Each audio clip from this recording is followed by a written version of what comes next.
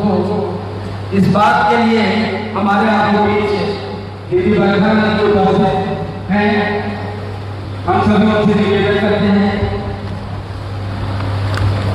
कि वो आए, मंच पर और संवाद स्थापित करें। उनके लिए विषय है और चले योग की ओर, जो साहब कई किताब रचित है और कुछ जिज्ञासाएं आई हैं उन भाइयों वालों की, उन जिज्ञासाओं का समाधान की हम चाहेंगे कि बरखाना से गुजारता है दुआएं मन तक और हम सबों से सीधा संवाद स्थापित करें।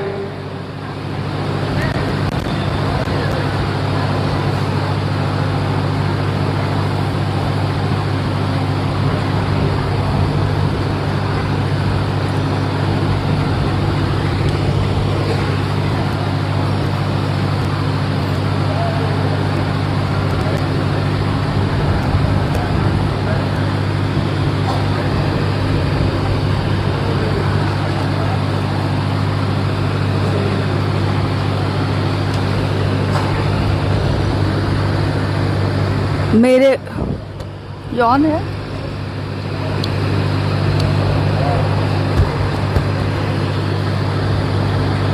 ठीक है, आवाज कम है।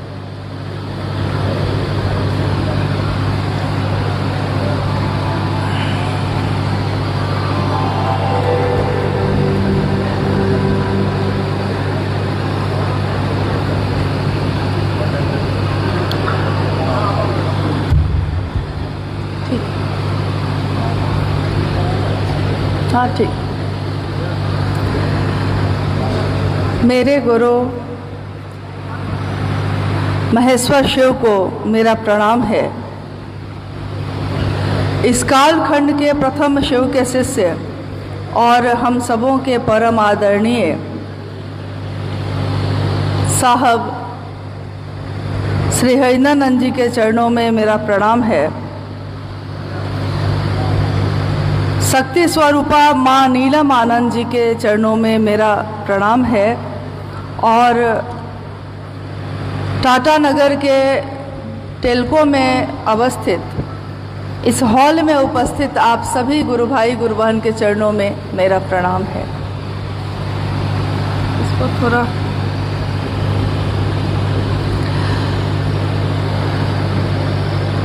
शायद आप लोगों में से ज़्यादातर लोग जानते होंगे कि हिंदी तिथि के अनुसार आज का जो दिन है वो नाग पंचमी का है। सावन चल रहा है। महादेव का तो पल प्रतिपल होता है, लेकिन इस मौसम में थोड़ी ज़्यादा याद आ जाती है उनकी। और सोमवारी भी है, यानी बहुत सारी चीज़ें एक जगह इकट्ठी हो गई हैं। और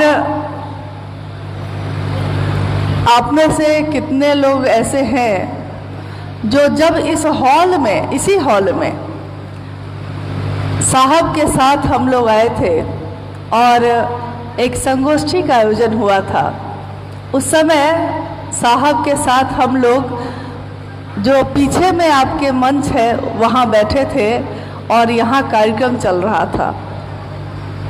आप लोग थे उस संगोष्ठी में? कोई आप में से कोई लोग थे? सब कोई थे।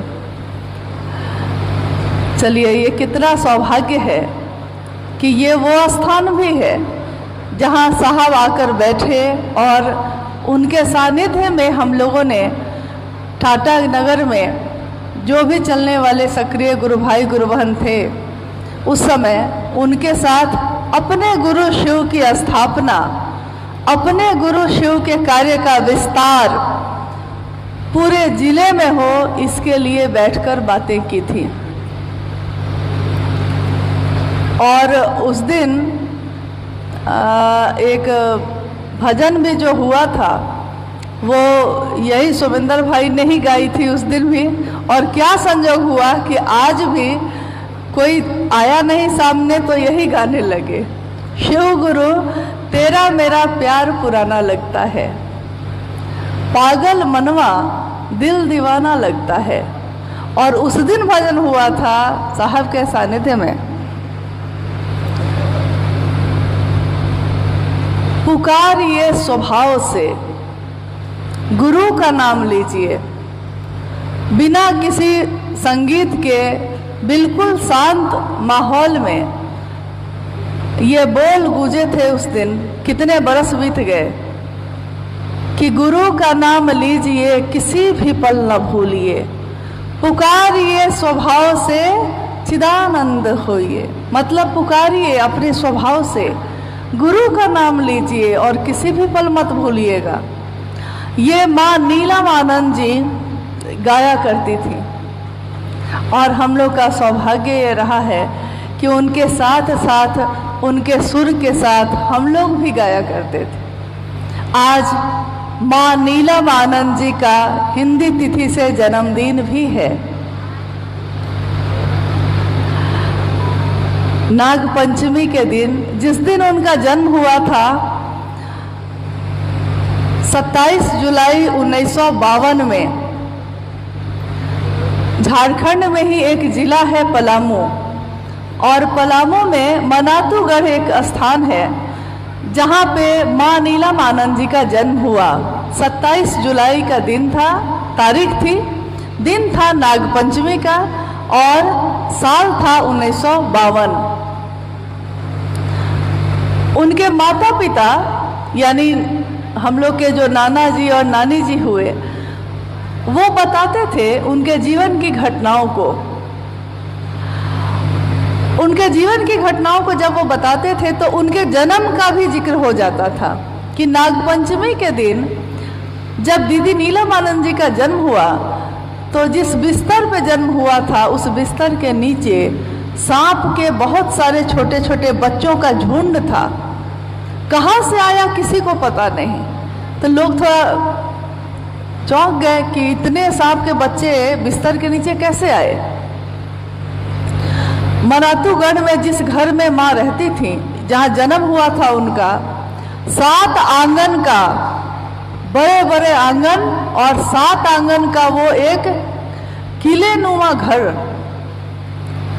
और सारा वैभव, सारा ऐश्वर्य, सारी सुविधाएं, सब कुछ उपलब्ध थी उनको। लेकिन उनके माता पिता बताते थे कि बचपन से ही उनका झुकाव साधुओं के तरफ था, और अगर कोई सपेरा या इस तरह का कोई व्यक्ति आ जाता था उस गांव में तो माँ उसको बुला के उससे खूब बात किया करती थी और उसका बड़ा आदर सत्कार करती थी। तो दीदी के पिताजी यानी नाना जी को लगता था कि देखने में भी काफ़ी सुंदर थी, एकदम गोरी और सुंदर, स्वभाव भी बहुत मीठा था, तो लोग बहुत नज़दीक हो जाते थे। तो लोग नहीं कहते हैं कि बच्चे को नज़र लग गई है, तो उनके पिताजी को लगता था कि हर बात में कि बेटी को मेरे नज़र लग गई है। तो उनके गले में तरह तरह के ताबीज़ पहना दिए गए थे कि किसी की नज़र नहीं लगे। लेकिन किसी की नज़र नहीं लगी उनको और वो युवा हुई। एक दिन ऐसा आया जब उनका विवाह हमारे वरेण्य गुरु भ्राता साहब श्री हरिनानंद जी के साथ 22 मई को 1972 में पलामू में मनातूगढ़ में ये विवाह हुआ। और उसके बाद उन्होंने पति के रूप में एक ऐसे शिव शिष्य को पाया जो अभी तक गुरु की तलाश में भटक रहे थे, क्योंकि 1972 तक में साहब के गुरु शिव नहीं हुए थे, लेकिन वो गुरु की तलाश में भटक रहे थे। अनेक लोगों को उन्होंने गुरु बनाया, साधुओं को, ऋषि मुनियों को, तांत्रिकों को, योगियों को, औघर जो थे उनको, और उनको लगता था कि कहीं तो कुछ मिलेगा मुझको, और इधर साहब का जन्म जो हुआ वो बिहार के सिवान जिले में अमलोरी नाम के स्थान पे 31 अक्टूबर 1948 को दिन था दीपावली का। उनका जन्म हुआ तो दीपावली हुई, माँ नीलमानंद जी का जन्म हुआ तो नाग पंचमी थी। और कैसे देखिए, शिव और शक्ति का जब मिलन होता है तो क्या होता है। गुरु की तलाश में साहब का जीवन भटक रहा था। उनके पिता सोचते थे कि मेरा बेटा बर्बाद हो गया, हमारा बच्चा भी अगर शमशान जाने लगे, साधुओं के पीछे घूमने लगे तो हमको भी लगेगा ऐसा कि बच्चा मेरा बर्बाद हो गया, पता नहीं अब क्या होगा इसके जीवन का। और इनके पिताजी जो थे वो शिक्षा विभाग के डायरेक्टर थे। उस समय बिहार और झारखंड तो एक ही था, मतलब ये आपका टाटा भी तो बिहार ही में था, सब बिहार ही था। तो उनके पिताजी जो एजुकेशन डायरेक्टर थे उनका तबादला होता रहता था जगह जगह। साहब की पढ़ाई भी चल रही थी। अपने भाई बहन में पहले पुत्र अपने पिता के, 4 भाई बहन ये रहे, 2 भाई 2 बहन, जिसमें सबसे बड़े पुत्र साहब हरिंद्रानंद जी रहे। पिता ने इनको नाम दिया हरिंद्रानंद और इनका जीवन आगे बढ़ता रहा। एक तरफ माँ नीलमानंद जी का जन्म हुआ, उनकी परवरिश हो रही है जंगल और पहाड़ों में, और एक तरफ साहब हरिंद्रानंद जी का जन्म हुआ, उनकी परवरिश का माहौल बिल्कुल उल्टा था। उनकी परवरिश एक ऐसे घर में हो रही थी जिसमें शिक्षा का बोलबाला था। स्वाभाविक है, कोई मास्टर भी अगर घर में होता है तो उस घर के सारे बच्चे पढ़ाई में ही लगे रहते हैं, क्योंकि अगर पिता शिक्षक हैं तो वो कहते हैं कि पढ़ो, नहीं तो अच्छा रिजल्ट नहीं आएगा तो लोग हम पे हंसेंगे, लोग कहेंगे कि दूसरे को पढ़ाते हैं और अपना बच्चा कैसा हो गया। और साहब के पिताजी तो एजुकेशन डायरेक्टर थे, उनके ऊपर तो और बड़ा भार था। तो वो कहते थे कि बरकू, वो अपने पुत्र को बरकू कहते थे, तो कहते थे बरकू ना पढ़िहन तब बाद के जो भाई बहन बा होता नहीं है कि बाद में जो छोटे भाई बहन है उस पर क्या असर पड़ेगा। और जो रोज शमशान साधना करते हों और दिन में स्कूल कॉलेज जाते हों, हर समय उनका रिजल्ट, उनका जो परीक्षा होती थी उसका परिणाम हमेशा अच्छा रहा, अच्छे नंबरों से पास करते रहे। इधर ये युवा हुए और एक समय ऐसा आया जब कॉलेज में एडमिशन हुआ तो साहब ने कहा कि लॉ की पढ़ाई करेंगे, और पटना में लॉ कॉलेज है, तो उसी लॉ कॉलेज में इनका एडमिशन करवाया गया। ये समय वही समय चल रहा था जब उनका विवाह हुआ था माँ नीलमानंद जी से, और वो मनातू जाती आती रहती थी। साहब के पिताजी फिर उसके बाद कुछ समय के बाद चले गए मुजफ्फरपुर, और इस बीच में साहब हरिंद्रानंद जी जब 1974 में मुजफ्फरपुर आते जाते थे और पटना में रहते थे, पटना लॉ कॉलेज में पढ़ते थे, दिन में क्लास करते थे और शाम में शमशान की साधना के लिए आरा के लिए ट्रेन पकड़ लेते थे। रात में शमशान की साधना करते थे, लौटते थे, फिर सुबह क्लास करते थे। सारे लोगों को लगता था कि अब ये कुछ नहीं कर पाएंगे, लेकिन पहली परीक्षा में ही विवाह हुआ। उसके कुछ समय के बाद ही पहली परीक्षा में ये डिप्टी कलेक्टर बन गए, और डिप्टी कलेक्टर बनने के बाद इनकी पोस्टिंग विभिन्न जगहों पे हुई। इन्होंने पहली चिट्ठी लिखी माँ नीलमानंद जी को, जो मनातू में थी, और उस चिट्ठी में साहब हरिंद्रानंद जी ने लिखा कि नीलम, मैंने शिव को अपना गुरु बना लिया है, तुम भी बना लो। माँ नीलमानंद जी को जब ये पत्र मिला वहाँ मनातू में, तो उनके मन को बहुत खुशी हुई।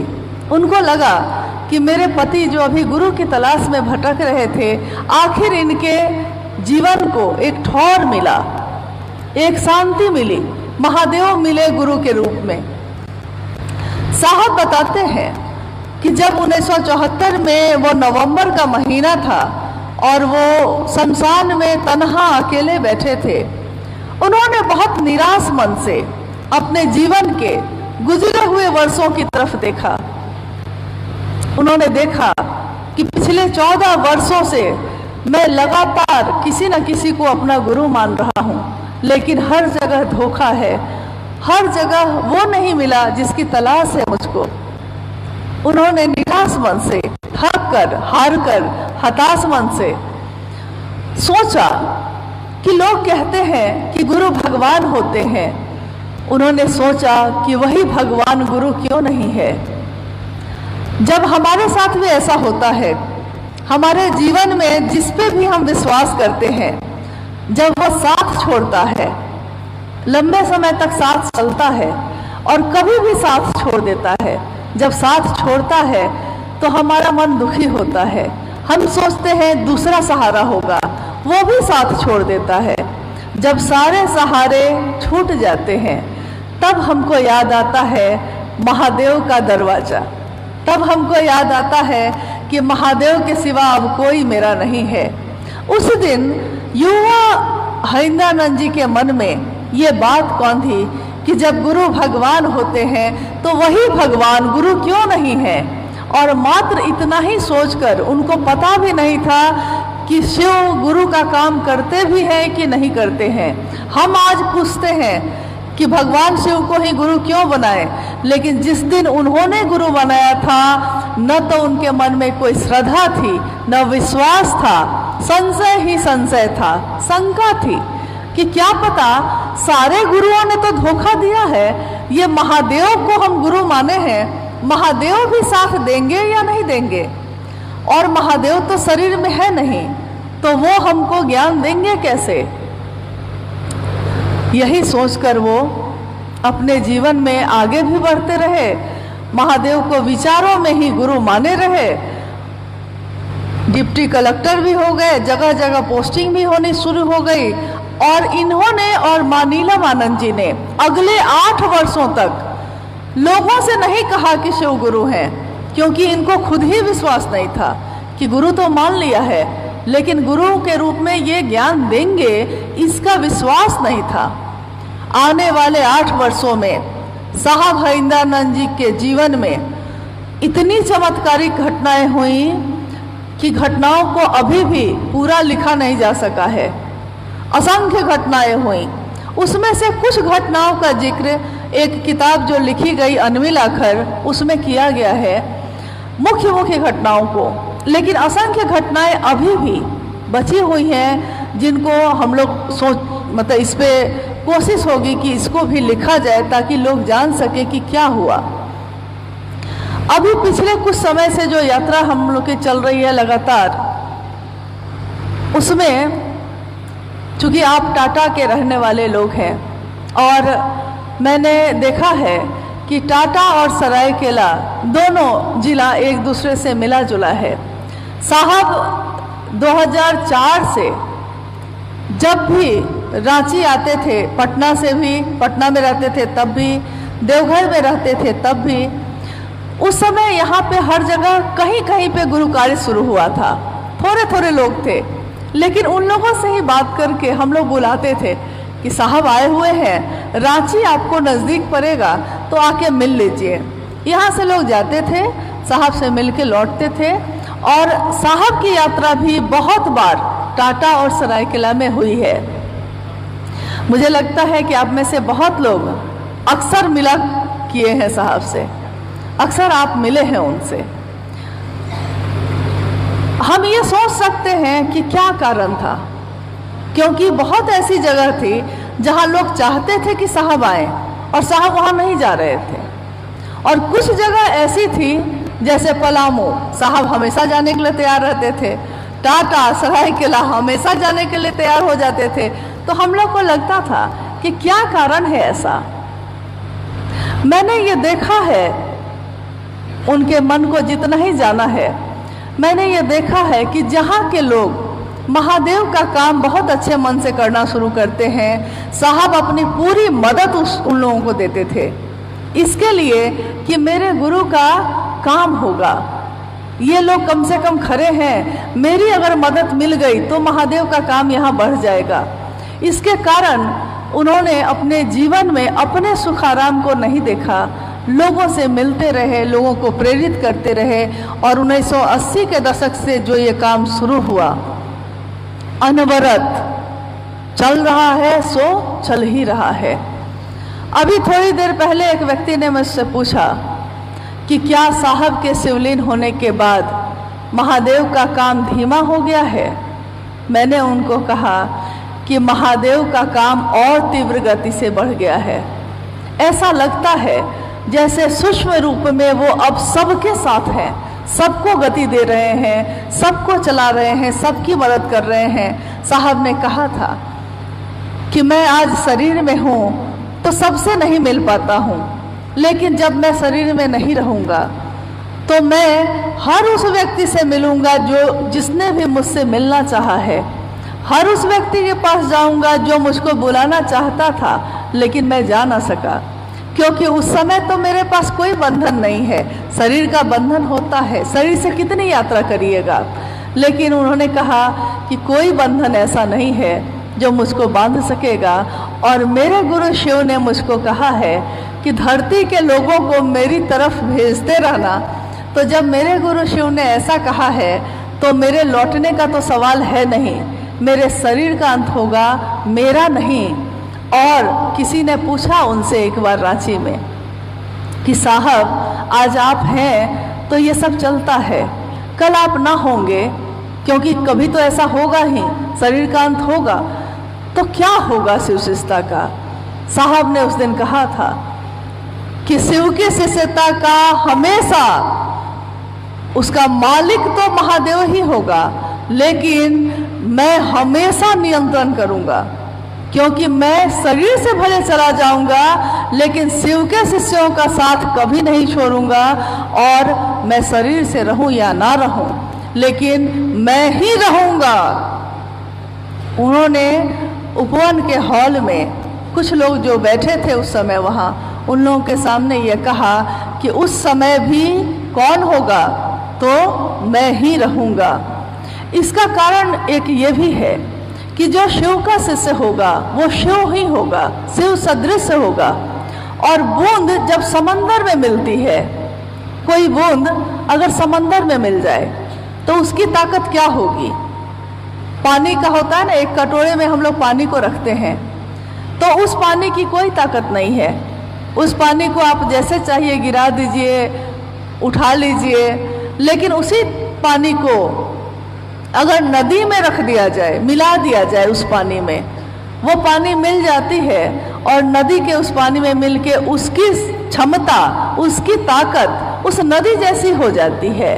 वो नदी समंदर में मिलती है और समंदर की ताकत हो जाती है उसी पानी की जो एक दिन कटोरे में था, लेकिन आज वो समंदर है और समंदर की ताकत है उसमें।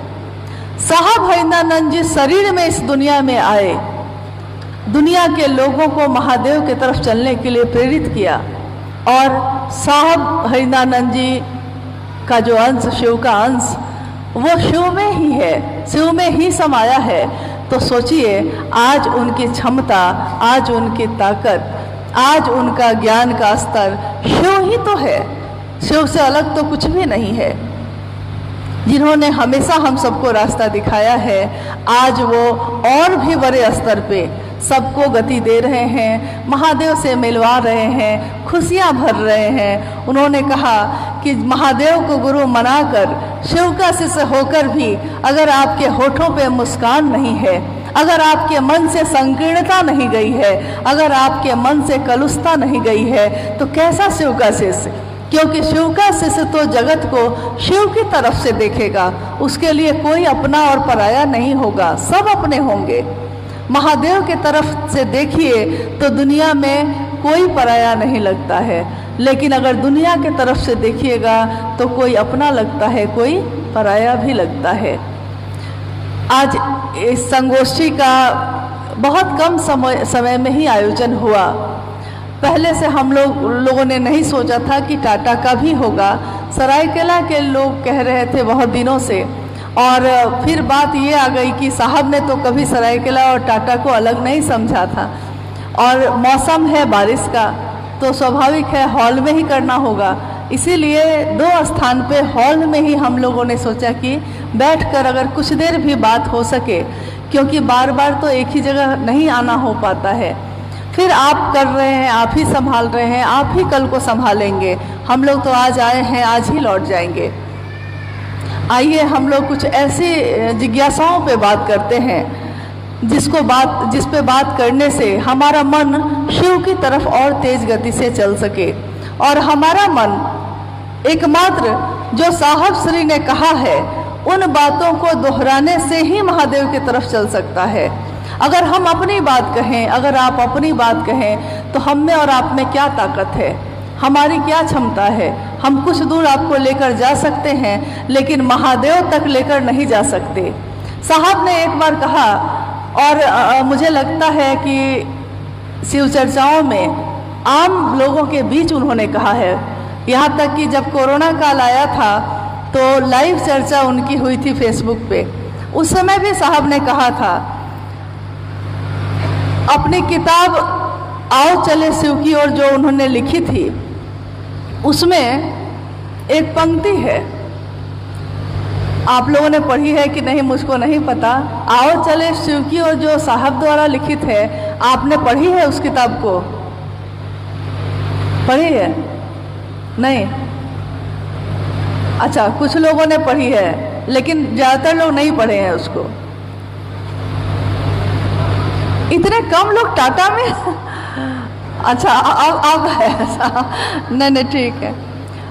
हाँ, मैंने इसलिए पूछा कि जब उन्होंने इसको लिखा था, उन्होंने कहा था कि क्या लगता है लोग मेरी बातों को पढ़ेंगे? हम लोग जो सारे लोग वहाँ उपस्थित थे, हम लोगों ने कहा कि जी आपका नहीं पढ़ेंगे, आपकी बात नहीं सुनेंगे, आपका लिखा नहीं पढ़ेंगे तो किसका लिखा पढ़ेंगे? तो साहब ने कहा कि नहीं यार, मैंने 1990 के दशक में शिष्यानुभूति लिखी थी, शिष्य की अनुभूति, और मूल्य भी नहीं रखा था पैसे से। मूल्य मैंने उसका रखा था आपका शिव शिष्य होना। आपने देखा होगा शिष्यानुभूति किताब जो छोटी सी है, छपने में पैसे लगते हैं, बांटने में पैसे लगते हैं, लेकिन साहब ने उस किताब के बदले में पैसा कभी मूल्य लिखवाया ही नहीं कभी। और उन्होंने कहा भी ये कि शिष्यानुभूति का मूल्य हमेशा यही रहेगा, आपका शिव शिष्य होना। लेकिन अब है कि दुनिया है, लौकिकता है, और हर चीज़ में पैसे लगते हैं। तो जब यह किताब छपी तो स्वाभाविक है कि इसमें कुछ पैसे लगे, तो इसका मूल्य एक रखा गया, आओ चले शिव की ओर का।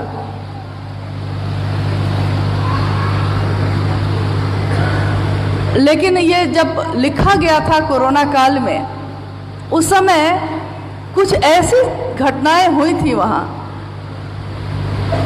एकदम साधन नहीं थे, सारी दुकानें बंद थीं, और उस समय में अपने घर में बंद होकर उपवन में सारे लोग इस काम में लगे थे, और सुबह से रात कब हो जाती थी पता ही नहीं चलता था। जो सुबह चाय के साथ महादेव की बात शुरू होती थी, इतनी ज़्यादा साहब ने इतनी ज़्यादा बात कोरोना काल में जितनी की है, पहले भी कभी की होगी कि नहीं, लगातार, और लिखा जा रहा था। जो वो बोल रहे थे वो लिखा जा रहा था। उन्होंने लिखा, बाजी चैर अतफाल है दुनिया मेरे आगे, होता है सबो रोज तमाशा मेरे आगे। ये मिर्ज़ा गालिब की पंक्ति है। मिर्ज़ा गालिब बहुत पहले हुए और उनके लिखी हुई चीज़ों को लोग पढ़ते हैं। इसका अर्थ है, बाजी चाहे अतफाल है दुनिया मेरे आगे, इसका अर्थ है कि बच्चों के खेलने के मैदान जैसा है ये दुनिया मेरे आगे क्या है। साहब लिखते हैं कि ये दुनिया मेरे आगे है बच्चों के खेलने के मैदान जैसा, और रोज इस मैदान में तमाशा हो रहा है। कोई अपना बन के आता है, कोई पराया बन के आता है, कोई खेलता है, कोई हंसता है, कोई रोता है, कोई महादेव महादेव करता है, कोई कुछ करता है, कोई कुछ करता है। ये दुनिया ऐसा लगता है जैसे मेरे आगे बच्चे के खेलने के मैदान जैसा है, जिसमें रोज तमाशा चल रहा है, और मैं दृष्टा बनकर मैं सिर्फ देख रहा हूँ कौन क्या करता है, कैसे करता है। उसी में उन्होंने आगे लिखा है, बहुत सारी पंक्ति लिखी है, जिसमें एक पंक्ति लिखी है उन्होंने अपनी अनुभूति लिखी है उसमें कि जब जब मेरे जीवन में पीड़ा के क्षण आए, पीड़ा यानी दुख, जब जब मेरे जीवन में पीड़ा के क्षण आए, पीड़ा के क्षणों में गुरु की दया त्वरित हो जाती है, तेज हो जाती है। शायद सबके साथ ऐसा होता है, जिनके प्रिय शिव हैं या जो शिव के प्रिय हैं। ये पंक्ति आप लोगों ने पढ़ी है, उस किताब में पढ़ी है, या शायद साहब के मुंह से सुना हो। पीड़ा के क्षणों में शिव की दया त्वरित हो जाती है, यानी जब दुख पड़ता है शिष्य के जीवन में, तो गुरु अपनी दया की मात्रा बढ़ा देते हैं। डॉक्टर नहीं बढ़ा देता है कि ज़्यादा बुखार है तो बुखार की दवा की मात्रा बढ़ा देता है, जब बुखार कम हो जाता है तो कहता है कि एक ही टैबलेट खाइए, कोई बात नहीं। तो गुरु भी अपनी दया बढ़ा देते हैं। साहब ने कहा कि शायद सबके साथ ऐसा होता है, क्योंकि अपने दिल से जानिए दूसरे का हाल। जो मेरे साथ बीतेगा हमको लगेगा कि सामने वाला भी ऐसा ही होगा।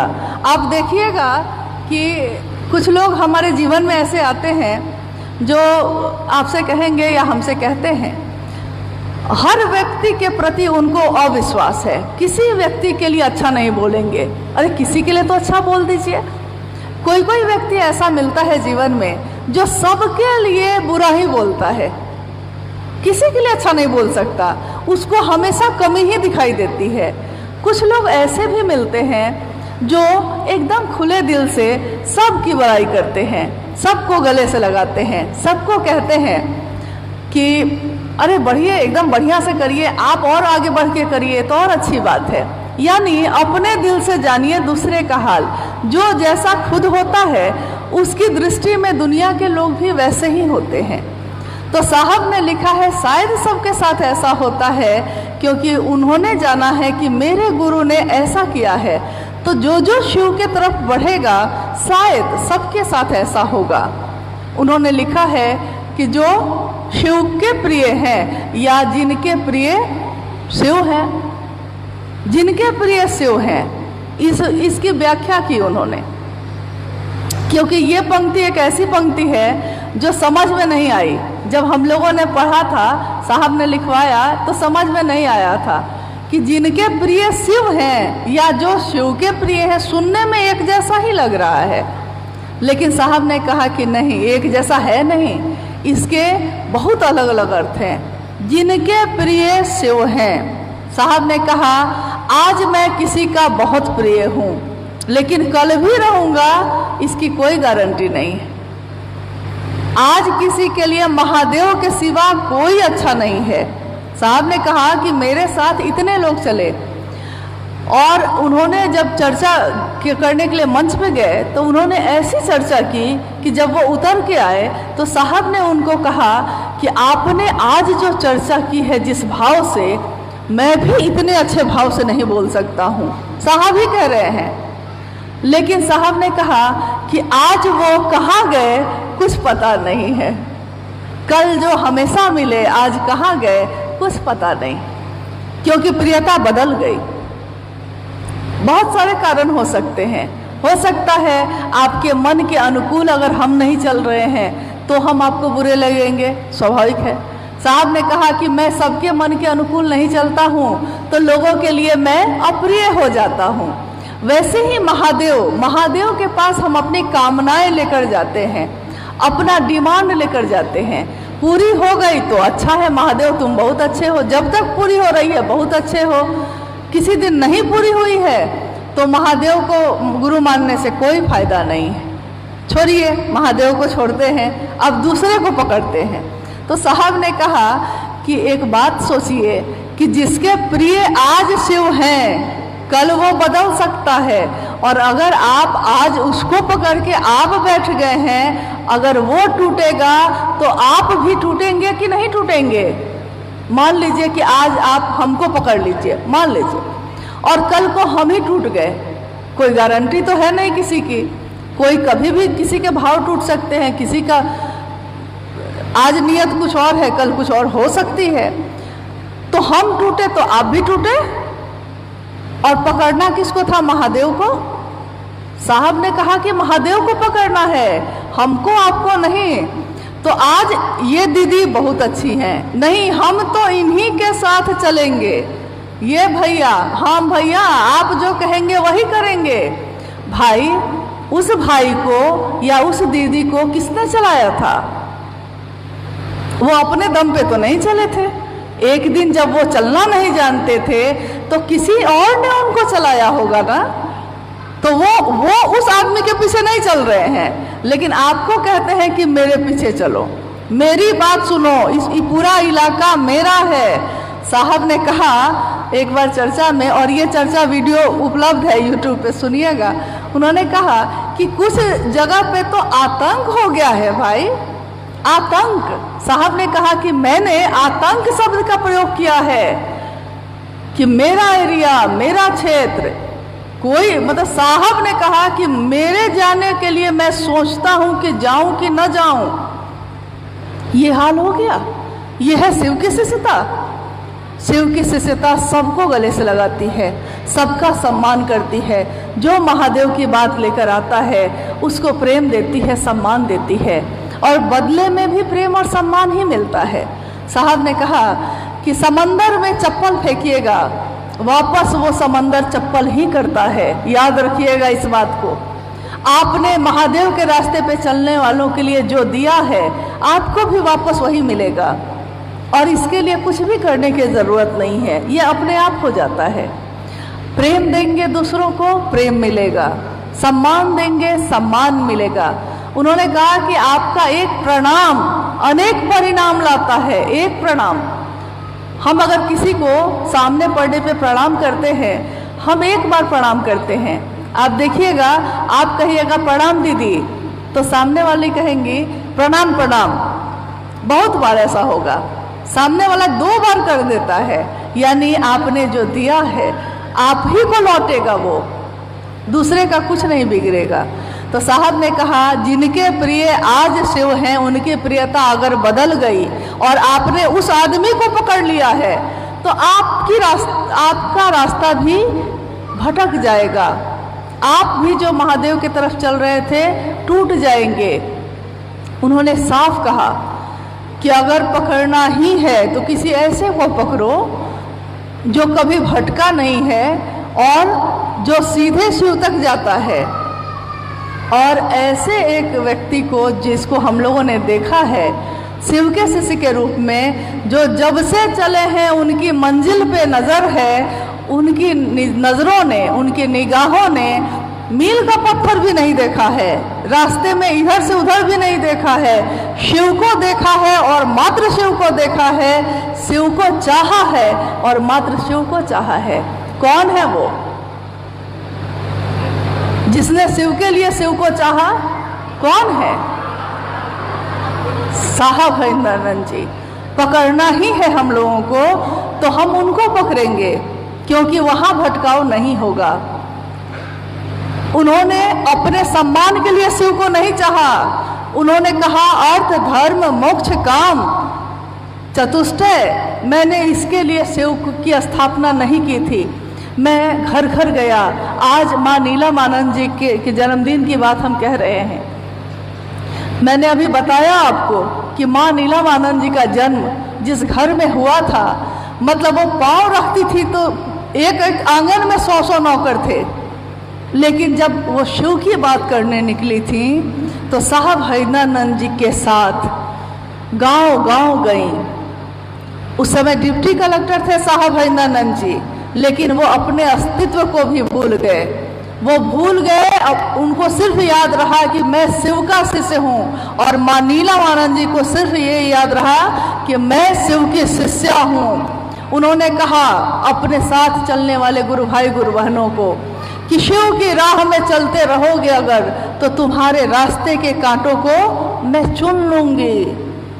एक माँ के सिवा ये और कोई नहीं कह सकता कि बच्चा अगर कांटे वाले रास्ते पे चल रहा है तो माँ भले घायल हो जाए लेकिन कांटों को चुन लेती है कि मेरे बच्चे को नहीं लगे। आध्यात्म की धरती पे पैदा करने वाले साहब और दीदी माँ, हमारे आध्यात्मिक पिता, हमारे आध्यात्मिक माँ, शिव के शिष्य, शिव के शिष्या, जिन्होंने जीवन में लोगों को ये रास्ता दिखाया कि जो शिव का शिष्य होता है वो विनित होता है, वो झुकता है। साहब ने लिखा कि अकर और अहंकार जैसा तो यहाँ कुछ भी नहीं होता। अकर और अहंकार तो शिव की शिष्यता पे चलने वालों के लिए बाधक होता है। यहाँ निरीह और कातिर होने का रास्ता है। ये निरीह, एकदम मेरे बस में कुछ भी, मैं कुछ भी नहीं हूँ। कातर, अब महादेव तुम्हारे सिवा मेरा कोई नहीं है। कातर जो होगा, निरीह जो होगा, वो सबके आगे हाथ जोड़ेगा अपने महादेव के लिए। उन्होंने कहा मखमल जैसा मुलायम होने की विधा है शिव की शिष्यता। मखमल जैसा, उसको छुइए तो लगता है छू भी नहीं रहे हैं, करापन है ही नहीं, एकदम मुलायम। ऐसा हो जाइए आपका स्वभाव तो हम कहेंगे कि भाई शिव की शिष्यता हम लोगों में उतरी थोड़ी। उन्होंने कहा, दूसरी पंक्ति जो थी, जिनके जो शिव के प्रिय हैं, उसमें उन्होंने कहा जो शिव का ही प्रिय हो जाएगा, शिव ने ही जिसको पकड़ लिया है, उसकी प्रियता कभी नहीं बदलेगी। वो चाहे आपको दिखे या ना दिखे, उसकी प्रियता नहीं बदलती।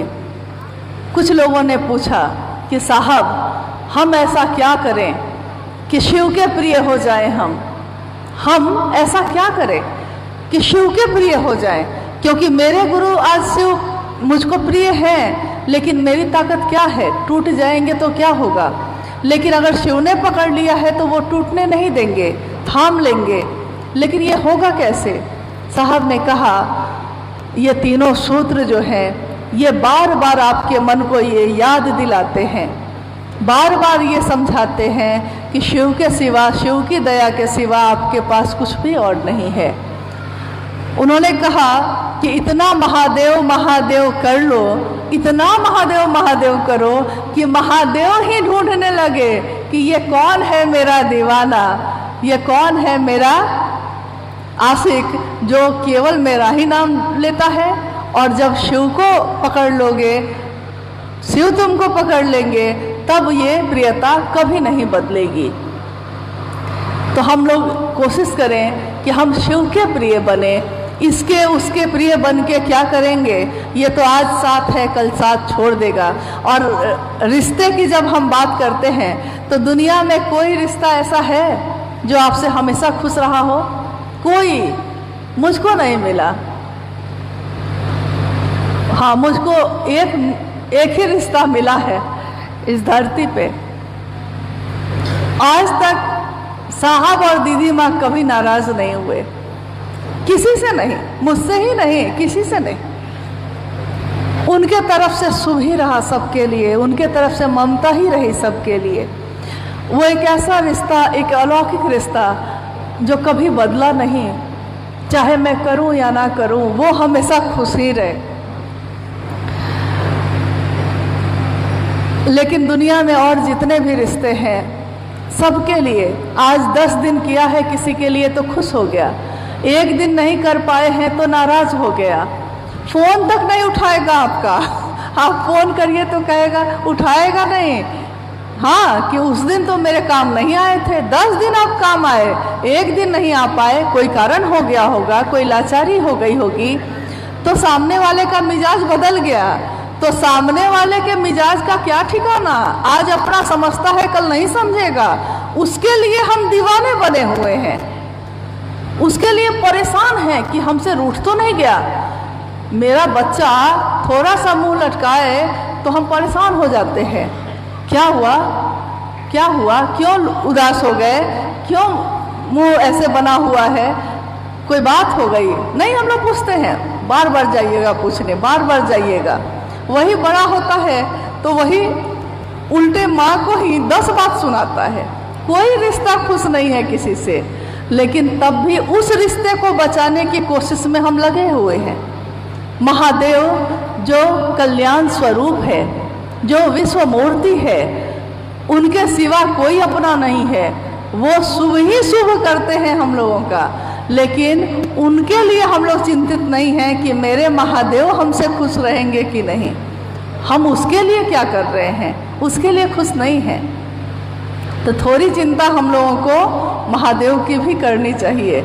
अगर वो खुश रहेंगे तो दुनिया में तो सारी चीज़ें ऐसे ही ठीक हो जाती हैं। आइए हम लोग कुछ जिज्ञासाओं पे भी बात कर लेते हैं, क्योंकि आपके पास भी समय कम है, मेरे पास भी कम है, और ये हॉल भी बहुत कम समय के लिए मिला है। आप कहेंगे कि कहीं और भी हम लोग कर सकते थे, लेकिन ये वो जगह है जहाँ हमारे साहब आकर बैठे, हम सभी शिव शिष्यों के साथ। तो थोड़ा सा मन पे भारी तो है ये जगह, हो ही जाता है। जहाँ जहाँ चरण पड़े उनके, वो सब जगह नमन के योग्य ही है।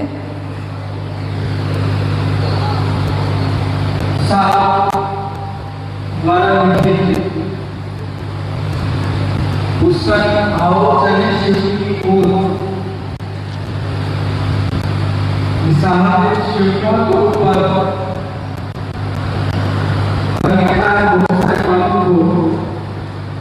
उसमें पृष्ठ संख्या 86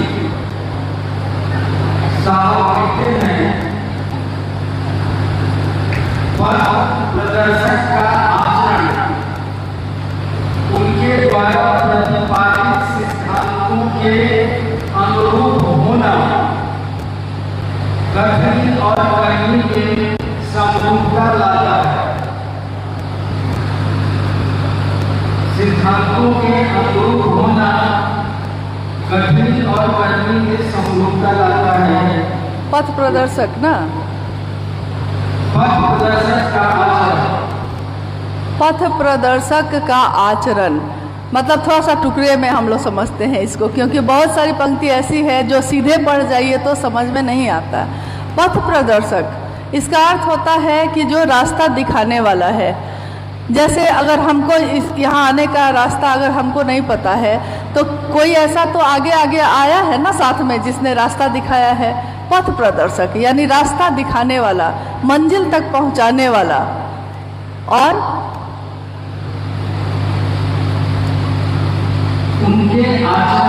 उनका आचरण हाँ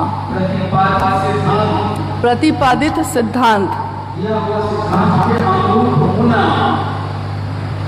और सिद्धांत के अनुरूप होना, हाँ कथनी और करनी में समरूपता दिखाता है। पथ प्रदर्शक कौन है हमारे? शिव की तरफ चलने का रास्ता किसने दिखाया है?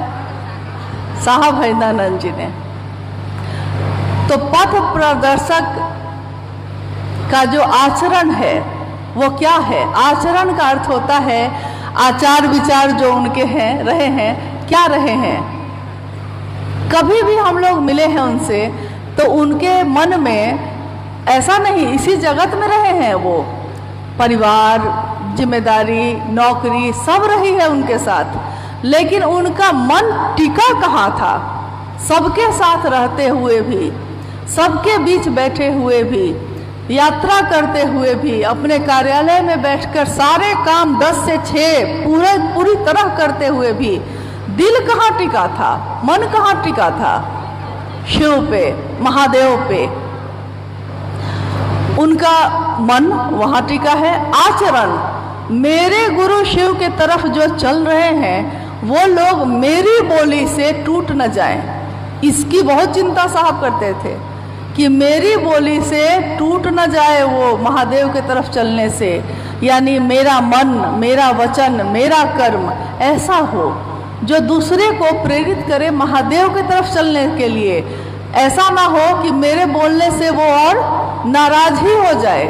क्योंकि मान लीजिए कि अगर हम 10 साल के शिव शिष्य हैं, किसी ने अभी अभी शिव शिष्यता में चलना शुरू किया है, अब हम उसको दिखाने लगे एकदम, हम अगर उसको दिखाने लगे कि तुम क्या बात करोगी हमसे, तुम क्या मतलब जानती हो, हमसे ज़्यादा जानती हो, हमसे ज़्यादा साहब के साथ रही हो, हमसे ज़्यादा महादेव की बात की हो, अगर हम उसको ये समझाने में लग जाएंगे तो वो जुड़ेगा कि टूटेगा? क्या होगा? जुड़ेगा तो नहीं, वो सोचेगा कि भाई प्रणाम, आप ही बड़े बने रहिए, साहब तो बड़े न बने, बाकी कुछ लोग बन गए, आप ही बड़े बने रहिए, हम अपने ही घर में ठीक हैं। वो चलने वाला था महादेव के तरफ, टूट गया। आप दूसरे की बात करते हैं। बहुत पहले, बहुत साल पहले कुछ गुरु भाई लोग आए थे साहब के घर पे, सबको चाय दी जा रही थी। नहीं होता है, घर पे लोग आते हैं तो हम लोग चाय तो पिलाते ही हैं, चाय बिस्किट कुछ देते हैं, तो चाय दी जा रही थी। एक गुरु भाई जो थे उसमें छूट गए गलती से। बहुत लोग थे जो बांट रहा था, गलती से छूट गया तो मांग लेते, अपना ही तो घर था, छूट गए थे तो मांग लेते। लेकिन वो अहंकार मांगने नहीं देता है। मांगेंगे हम, हाँ तो हम मांगेंगे कैसे, मांगने नहीं देता है। नतीजा ये हुआ कि सारे लोग चाय पी लिए, बातचीत हो गई, चले गए।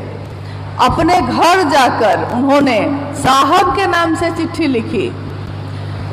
चिट्ठी में लिखा कि आपके घर में सबको चाय मिली, मुझको चाय नहीं मिली, इसलिए मैं अपना पद छोड़ता हूँ और मैं कभी नहीं आऊँगा। साहब ने कहा कि अरे ये कब हुआ भाई, उनको तो पता भी नहीं है। मतलब अकारण भी उनको बहुत बार कटघरे में खड़ा कर दिया गया है। उनका कोई दोस्त नहीं था। लेकिन देखिए, तो छोटी छोटी बातों से बरसों के यार आने गए, छोटी छोटी बातों से चले जाते हैं। तो हमारा काम है, साहब का आचरण दिखाता है कि उन्होंने शिव के से जुड़े रहे, महादेव की तरफ चलते रहे, इसके लिए अपना आराम नहीं देखा। लोग अगर आ गए हैं एक बस, आपको एक घटना बताते हैं। उपवन में हम लोग बैठे थे, शाम का समय था, साहब की चाय आई, तब तक किसी ने आके कहा कि नेपाल से एक बस लोग अभी पहुंचे हैं, सामने मैदान में लगाए हैं। साहब नाराज हो गए, बहुत नाराज हो गए, बहुत गुस्साते रहे। जो हम लोग सारे लोग खड़े थे सबको बोलते रहे ये तरीका ठीक नहीं है, ये इतने लोगों को परेशान किया है, अभी हम मिलने का समय नहीं था मेरा, इस समय में लेके आ गया है। फिर थोड़ी देर बाद गुस्साने के बाद वो उन्होंने पूछा कि इसका लीडर कौन है। लीडर मतलब जो सबको लेके आया है, कोई तो एक होगा जो सबको समेट के लाया होगा। तो खबर दी गई उस लीडर को जो सबको लेके आया था। वो सुना कि साहब बुला रहे हैं, बहुत खुश हुआ, लोगों की तरह घूम कर देखा और बोला साहब बुला रहे हैं हमको। तो हाँ, तो यही गौतम जी लोग थे, बुला के लेके आए साहब। हम लोग सारे लोग तो शांत हो गए हैं, क्योंकि साहब इतने नाराज हो गए कि हम लोग को लगा कि अब जो आएगा उसका तो बहुत क्लास होगा। तो आया तो हुआ भी, उस व्यक्ति का तो हुआ क्लास, उस पर भी खूब गुस्साए। और जब गुस्सा के थक गए तो उन्होंने पूछा, उन्होंने कहा इन लोगों को कि बुलाओ सबको, मैं इसीलिए तो बैठा हूँ, दिन हो रात हो मुझको आराम नहीं चाहिए। सारे लोग जब आए, सारे के सारे लोगों से मुझको उसी समय मिलना पड़ता है। लोग बेचारे आ गए। जब लोग आए तो सब इतनी लंबी दूरी तय करके आए थे, तो स्वाभाविक है सब थके हारे, ज़्यादातर गुरु बहनें थी, सब थकी हारी। अच्छा, कपड़े से भी लग रहा था कि बहुत ही सामान्य परिवार से, कितना पैसा लग गया होगा। अब देखिए, जैसे ही वो लोग सामने आया, प्रणाम किया साहब को, तो साहब जो है, अभी जो मैंने कहा ना कि मखमल जैसे मुलायम होने की विधा है, मक्खन की तरह पिघल गए। अभी हम लोग पे सब पे इतना गुस्सा रहे थे, दूसरा आदमी सुनेगा तो कहेगा कि इन लोगों पे हमेशा गुस्साए हैं साहब। और जब वो लोग आ गए तो कहते हैं कि अरे तुम लोग इतना दूर से आ गई। तो जी साहब चप्पल भी नहीं पहने हुई थी वो लोग। चप्पल क्यों नहीं पहनी हो? तो जी हम लोग कहे कि जब तक साहब से भेंट नहीं होगी चप्पल भी नहीं पहनेंगे। अब साहब और पिघल गए और पिघल गए और उन्होंने कहा कि खाना वाना तुम लोग खाए हो? और वो जो लीडर है बेचारा साइड पकड़े हुए है, क्योंकि उसको तो डांट पड़ गई है और वो भी देख के भौचक है कि अभी हमसे ऐसे बात हो रही थी और जो बाकी लोग आए, साहब ने कहा कि बाकी का तो कोई दोष नहीं है, ये लोग तो अनजाने में आए हैं, लाने वाला दोषी हुआ, बाकी लोगों का तो कोई दोष नहीं है। उन्होंने कहा कि खाना उन्हें खाए हो? तो उन लोगों ने कहा कि जी नहीं, सुबह में नाश्ता किए थे, 5 बज रहा था शाम का, 5 साढ़े 5 का समय था। तो उन्होंने कहा कि हम लोगों ने सोचा कि साहब का दर्शन कर लेंगे तब खाएंगे। साहब ने कहा राजेश जाके 5,000 रुपया लेके आओ तो अंदर से। अब हम लोग देख रहे हैं साहब को कि 5,000 रुपया किसके लिए आ रहा है। तो आया तो बोल रहे हैं साहब कि वो लीडर को मत देना दूसरे को दो और मेरे तरफ से कहो कि जाके पहले खाना खा लेगा और फिर स्थिर से अपने घर लौटेगा। वहाँ एक गुरु भाई हैं भूषण जी, वो बैठे थे, उनको कहा कि स्कूटर से वहाँ तक जाओ, क्योंकि ये लोग भटक गए थे आते समय, बस से आए थे, भटक गए थे, पुलिस वाला पकड़ लिया था। इतनी चिंता की उन्होंने कि मेन रोड तक आदमी भेजा साथ में। देखिए आचरण क्या बताता है? आचरण ये बताता है कि जब गुरु भाई गुरुआनों की बात आई तो मखमल के तरह मुलायम हो गए। ऊपर से नारियल जैसे कड़ा होता है और अंदर एकदम ही मुलायम होता है, वैसे ही उनका आचरण रहा है हमेशा। अभी आपने वो पंक्ति पढ़ी, पथ प्रदर्शक के आचरण, जो आचरण है उनका, उनके द्वारा बनाए गए जो सिद्धांत प्रतिपादित किए गए, सिद्धांत यानी एक ऐसी बात जो हम सबों के लिए समान रूप से है। क्या है वो? शुरुआत इससे की उन्होंने, हर व्यक्ति को एक ही बात कही है। साहब हरिनंदन जी ने कभी अपनी बात नहीं बदली, उन्होंने सभी को एक ही बात कही कि मेरे गुरु शिव हैं, तुम्हारे भी अपने गुरु हो सकते हैं। और इसको करने के लिए 3 सूत्रों का सहारा लो। साहब ने कहा कि जब मैंने शिव को गुरु बनाया था तो मेरे पास कोई सूत्र नहीं थे, मुझको मेरा पथ प्रदर्शक उस समय कोई दिखाई नहीं दे रहा था, कोई बताने वाला नहीं था, मैं भटक रहा था अंधेरे में। साहब ने कहा कि मैं रातों को रोया करता था, फूट फूट कर रोता था। मेरे घर के लोग कहते थे कि विक्षिप्त हो गया है, ये पागल हो गया है, अकारण रोता रहता है बैठ के। और साहब कहते थे कि मेरी स्थिति ये थी कि मुझको चारों तरफ अंधेरा दिखता था, कुछ भी दिखाई नहीं देता था। तो उन्होंने कहा कि जो मेरे जीवन के साथ घटा, जो मेरे जीवन में हुआ, वो मैं नहीं चाहता कि आपके जीवन में हो। मैं चाहता हूँ कि आपका रास्ता ऐसे दिखा दूँ ताकि आपके मन में, आपके जीवन में अंधेरा नहीं छाए, आपको रास्ता दिखता रहे। इसके लिए उन्होंने 3 सूत्र दिए, 3 सूत्र जो हमारे मन को शिव की तरफ ले जाने की विधा है। पहला सूत्र भी मन ही मन करने की विधा है, हे शिव आप मेरे गुरु हैं, मैं आपका शिष्य हूँ, मुझ शिष्य पर दया करिए। दूसरा सूत्र भी, जब तक मन शिव के घेरे में नहीं होगा, न हम चर्चा कर सकेंगे, न आप सुन सकेंगे, न आप कर सकेंगे, न हम सुन सकेंगे। यानी शिव की चर्चा, परिचर्चा तभी होती है जब हम दोनों का मन महादेव के घेरे में हो, मन। और तीसरा सूत्र भी है कि जिसमें उन्होंने कहा कि मन ही आपका प्रणाम करता है किसी को, तो महादेव को भी तो प्रणाम मन ही करेगा। और महादेव को इसी किताब में उन्होंने इसके बारे में लिखा है कि गुरु दक्षिणा की भी व्याख्या है उसमें और प्रणाम की भी, कि आपके द्वारा किया हुआ भाव प्रणाम निश्चल मन से, निष्काम मन से, जो कि बहुत कठिन है।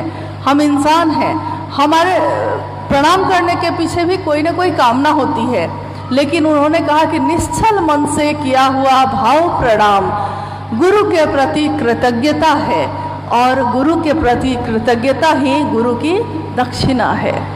तो उनके आचरण ने हम लोगों को ये सिखाया है और उनके बनाए हुए सिद्धांत ने उन्होंने साफ साफ कहा है कि कभी भी लोगों को खुद से मत जोड़ना, महादेव की चर्चा करना और वहाँ से चल देना, महादेव की बात करना और उसको छोड़ दो, फ्री छोड़ो, नहीं छोड़ोगे तो वो नहीं चल सकेगा। जैसे मैंने तुमको छोड़ा है तुम भी दूसरे को जोड़ोगे और छोड़ोगे महादेव के लिए। महादेव गुरु हैं, न तो मैं हूँ न तो आप हैं। हम सोचते हैं कि 4 आदमी जो है ठीक नहीं चल रहा है, हम समझाएंगे ना तो समझ जाएगा।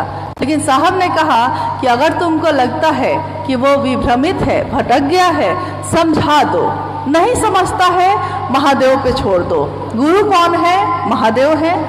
तो समझा भी लेंगे महादेव खुद, और आप छोड़ते हैं तो देखते होंगे कि मामला अपने आप ठीक हो जाता है।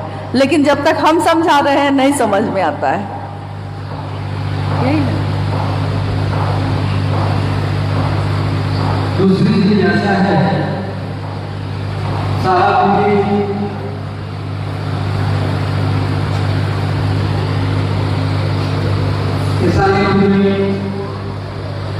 ऐसा है और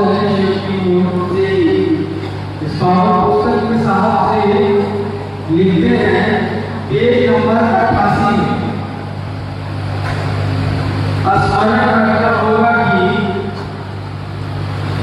स्मरण रखना होगा कि शिव केवल नाम के नहीं अपितु काम के गुरु हैं। हाँ, ये तो बोले हैं। कामनाएं और की हो अथवा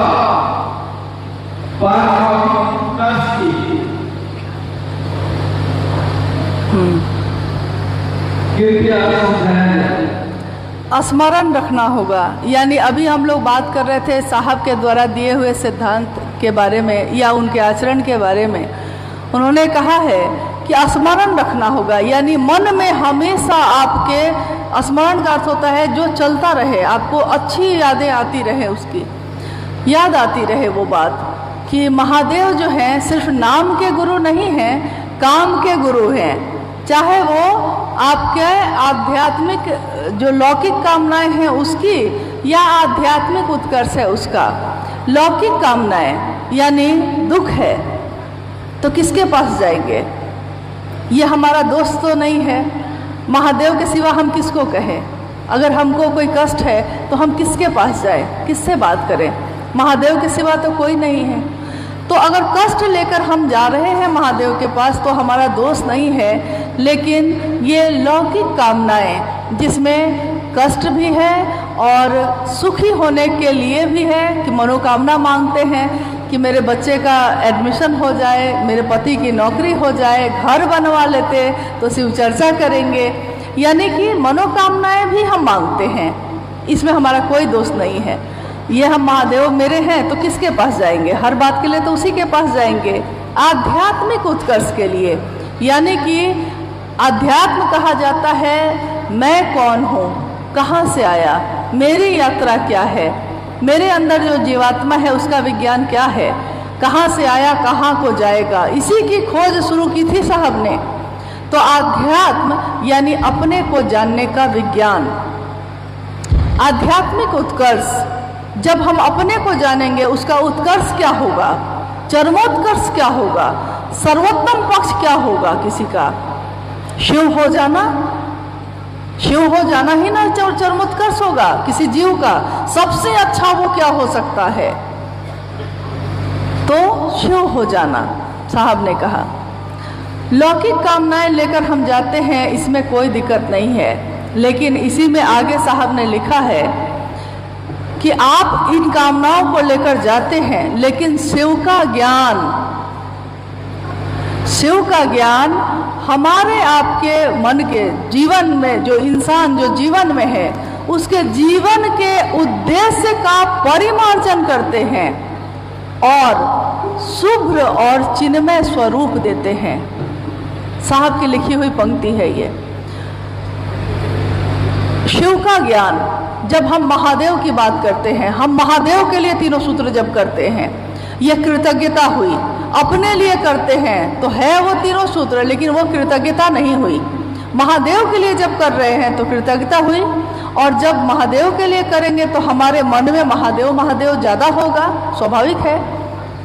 शिव का उतरा ज्ञान जीवन का चरम उत्कर्ष क्या है, जीवन का सबसे बड़ा उद्देश्य क्या है, इसका परिमार्जन करता है। कैसे? जैसे साहब के जीवन में हुआ, उन्होंने शिव को गुरु माना था। आपने सुना होगा कि 8-9 साल की उम्र में उन्होंने एक घटना देखी थी कि एक खरी का एक व्यक्ति ने जमीन पे पटका और वो सांप में बदल गया। ये घबराकर चीख पड़े। तो उस व्यक्ति ने कहा कि बउआ कुछ नहीं। फिर से सांप जो है खरीका में बदल गया। देखिए, उस घटना को देखकर साहब ने कहा कि मैं बालक था, मेरे मन में एक इच्छा पैदा हुई कि मैं भी चमत्कार सीखूंगा, कि मैं भी चमत्कार सीखने के लिए गुरु की तलाश करूंगा। और इसी के लिए उन्होंने शुरू इसके लिए की थी। लेकिन शिव ने जो ज्ञान दिया, उन्होंने धीरे धीरे उस बच्चे को, उस बालक हरिंद्रानंद जी को युवावस्था होते होते ये समझा दिया कि तुम्हारी चाहत, तुम्हारी जरूरत, तुम्हारा लक्ष्य मेरे सिवा और कोई नहीं है। यानी शिव ने समझा दिया कि शिव के सिवा कुछ भी नहीं है। इसीलिए साहब ने पहला सूत्र दिया है, शिव से दया मांगना। उन्होंने कहा कि शिव से दया मांगना, शिव के दया के सिवा यहाँ कुछ भी नहीं है। ये पूजा, ये कर्मकांड, ये जल, ये उपवास, ये साधना, उपासना, मंत्रों का जप, ये सारे निरर्थक हैं अगर शिव की दया ना हो। शिव की दया है तो ये कुछ भी बिना कुछ किए ही सब कुछ होने लगता है। बस महादेव महादेव करने से ही भोला भोला करते हैं और सब कुछ हो जाता है। ये कैसे होता है? साहब ने कहा कि मेरे मन ने ये समझ लिया कि इस चमत्कार से या दुनिया में बड़ी से बड़ी चीज़ हो जाएगी, उससे मेरा जीवन नहीं चलेगा। मेरे जीवन का सबसे बड़ा उद्देश्य क्या है? मेरे गुरु शिव। तो उन्होंने कहा कि शिव का ज्ञान हमारे जीवन के उद्देश्य का परिमार्जन करता है और शुभ्र और चिन्मय स्वरूप देता है। शुभ्र मतलब होता है प्रकाश, सफेद प्रकाश। एक होता है शुभ और अशुभ, लेकिन एक होता है शुभ्र। शुभ्र मतलब होता है एक ऐसा प्रकाश, एक ऐसा दुधिया प्रकाश जो चिन्मय ज्ञान से रोशन हो। चिन्मय यानी जो ईश्वर की तरफ ले जाने का संपूर्ण ज्ञान जिसमें हो, वैसा प्रकाश, वैसा रूप देता है, शुभ्र और चिन्मय स्वरूप देता है शिव का ज्ञान। तो उन्होंने अपने तरफ से दुनिया के लोगों के लिए हर वो बात कह दी है, हर वो बात लिख दी है जो उनके गुरु से उनको प्राप्त हुआ। आज तक के इतिहास में ऐसा नहीं हुआ कभी। गुरु से प्राप्त किया लोगों ने, लेकिन सिर्फ अपने लिए किया। दुनिया में देना है ये विधा नहीं आई थी हम लोगों को। साहब ने कहा जब उदार चित्त वाले लोग शिव के से जन दुनिया के लिए होते हैं, दुनिया के लिए सब अपने हैं, सबको गले से लगाते हैं, सब अपना बंधु है, यहाँ कोई पराया नहीं। मेरा भाई भी तो मेरे मन के अनुकूल नहीं चलता, मेरा बच्चा भी मेरे मन के अनुकूल नहीं चलता, लेकिन क्या हम उसके साथ प्रेम पूर्ण ढंग से घर में रहते हैं कि नहीं रहते हैं? रहते हैं ना। घर में 4 आदमी हैं, 4 आदमी की अलग अलग विचार है, 4 आदमी की पसंद नापसंद अलग अलग है, लेकिन मेरा है, मेरा अपना है। तो घर में हम लोग उसके बावजूद हंस के रह जाते हैं। बच्चा रूठता है तो मना लेते हैं, पति गुस्सा गए हैं तो मना लेते हैं, पत्नी रूठ गई है तो शॉपिंग करा देते हैं, मतलब मना देते हैं, उसको मना लेते हैं। किस लिए? कि घर सुंदर बना रहे, घर का माहौल अच्छा बना रहे। हमारे हम जो गुरु भाई गुरु बहन का रिश्ता है हम लोगों का, शिव शिष्यों का परिवार, ये माँ नीलमानंद जी की कल्पना थी, ये उनका सपना था। ये शब्द जो है शिव शिष्य परिवार शब्द संस्था में बाद में बना है, लेकिन माँ नीलमानंद जी ने कहा था कि ये शिव शिष्य परिवार है, शिव गुरु है इसके मुखिया, और सब परिवार जो है सदस्य हैं शिव शिष्य हैं, इसलिए एक ही गुरु है, इसलिए हम सब आपस में गुरु भाई गुरु बहन हैं। और इसके कारण ये परिवार आज इतना विशाल है कि इस परिवार में करोड़ों लोग हैं सदस्य। अब सोचिए 4 आदमी में तो हम लोग परेशान रहते हैं, लेकिन जब करोड़ों की संख्या में परिवार है तब क्या होगा? स्वाभाविक है, प्रेम भी होगा, गुस्सा भी होगा, जलन भी होगी, घृणा भी होगा, मारपीट भी होगा और गलबहिया भी होगी, लेकिन रहेंगे साथ ही, अलग नहीं होंगे। मतलब छोटी छोटी चीज़ों को अगर हम क्षमा कर सकते हैं एक दूसरे के लिए अपना समझकर, जाने दो अपना ही तो था, कह दिया तो कह दिया, नहीं आया मिलने कोई बात नहीं, उसकी ये समझ है, मेरी समझ जो गुरु ने दी है मुझको उसके अनुसार काम करना है। रहना सबके साथ है, अच्छे से रहना है, लेकिन साहब ने कहा कि स्मरण रहे हमेशा कि रहिए सबके साथ, लेकिन बनिए सिर्फ शिव का, शिव के सिवा फिर किसी का साथ मन से मत लीजिएगा, क्योंकि वो छोड़ेगा पकड़ेगा, छोड़ेगा पकड़ेगा, लेकिन महादेव कभी नहीं छोड़ेगा। टाटा की ये संगोष्ठी, ये बैठक जो आज हम सबों का सौभाग्य है कि इस स्थान पे है, माँ दीदी नीलमानंद जी के जन्मदिन के शुभ अवसर पे है। अवसर तो अपने आप ही ये बन गया, हाँ महादेव का है दिन, तो हर महादेव का है, लेकिन नागपंचमी भी है, जो उनके गले का हार है वो भी है। सब अच्छा ही अच्छा है, अच्छा है तब भी, एक दिन अच्छा ना भी होगा तब भी। मेरे गुरु शिव हैं, आपके गुरु शिव हैं, वो तो रहेंगे ही रहेंगे। साहब और दीदी ने, आपने तो दीदी माँ को भी शरीर में नहीं देखा है, लेकिन क्या हर घर में उनकी तस्वीर नहीं है? हर मन उनकी पूजा नहीं करता, हर मन उनको अपनी माँ जैसा नहीं समझता है ना। हाँ, हम लोग का सौभाग्य ये है कि कम से कम साहब को सशरीर आपने देखा है, उनकी बात सुनी है, लेकिन साहब ने कहा कि अंतर होना पड़ता है किसी भी संबंध में। वाहे गुरु को भी अंतर गुरु होना पड़ता है। बाहरी शरीर से जो संबंध है वो संबंध ज़्यादा दिन नहीं टिकता है, जब तक मन से जुड़ाव नहीं है। तो उन साहब से भी मन से ही दर्शन होगा, मन से ही जुड़ाव होगा, मन ही उनसे मिलता रहेगा। और अगर मन साहब और दीदी से मिलता रहा, महादेव के स्मरण में रहा, तो दुनिया में सारी चीज़ें आपके अनुकूल होंगी, अच्छी होंगी। हमेशा शुभ्र और चिन्मय, जो मैंने कहा साहब ने लिखा है, शुभ्र और चिन्मय उद्वेलन पैदा करेंगी, तरंगे पैदा करेंगी। ऐसी तरंगे जो शुभ होंगी, शुभ्र होंगी और ईश्वर की तरफ ले जाने का काम करेंगी, महादेव के तरफ। हम मिले ना मिले, हो सकता है कोई नहीं जानता जीवन का, हम लोगों ने कहाँ सोचा था। लेकिन देखिए आज सशरीर, आज साहब सूक्ष्म रूप में है, अब सशरीर तो नहीं है, सोचता कोई कभी नहीं है, लेकिन होता वही है जो शिव चाहते हैं। उन्होंने जो साथ दिया है, आने वाले समय के लोग ये कहेंगे, ये कहानियाँ कहेंगे कि शिव के शिष्य आए, शिव के शिष्य एक आए जिन्होंने दुनिया के लोगों को शिव शिष्यता का रास्ता दिखाया। और हमारे आपके जैसे लोग कहेंगे कि हमने देखा है उस शिव शिष्य को, हमने सुना है उनको, हमने अपनी आँखों से देखा है। आप होंगे साहब के ही प्रतिनिधि, हम सब होंगे। साहब ने सबके लिए रास्ता खोला है। उन्होंने किसी एक आदमी को किसी के ऊपर नहीं थोपा है। उन्होंने हमेशा कहा है कि यहाँ कोई गुरु नहीं है दूसरा, कोई श्रेष्ठ नहीं है, कोई वरीय नहीं है, कोई उत्तराधिकारी नहीं है, कोई कैसे हो सकता है? उत्तराधिकारी तब होता है जब गुरु की मौत होती है।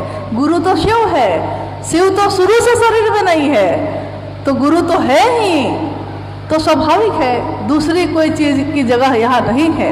उन्होंने कहा बाकी सब शिव के शिष्य होंगे, सब एक समान होंगे, चाहे वो 30 साल का शिव शिष्य हो, चाहे आज राज साहब ने कहा कि राजस्थान के मरुस्थल में भी आज अगर किसी ने शिव को गुरु माना है, वो भी मुझसे मिला हो या ना मिला हो, मेरे कलेजे का टुकड़ा है वो। इसलिए अगर कोई कहता है कि मैं ज़्यादा नज़दीक हूँ, तो आप विश्वास रखिए कि अगर आप महादेव की बात करते हैं तो आप ज़्यादा नज़दीक हैं, क्योंकि साहब के मन के नज़दीक होने का एक ही रास्ता है, महादेव की बात।